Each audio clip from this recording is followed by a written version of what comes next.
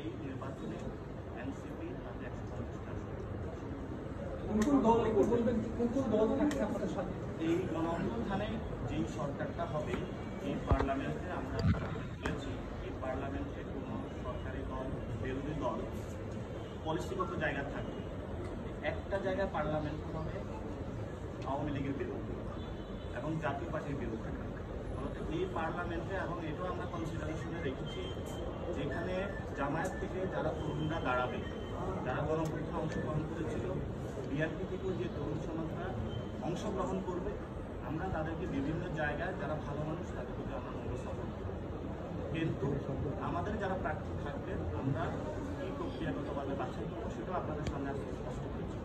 কিন্তু আমরা এটা দেশবাসীর সামনে স্পষ্ট করতে চাই আগামী যে সংসদটা হবে এখানে আওয়ামী লীগ থাকবে না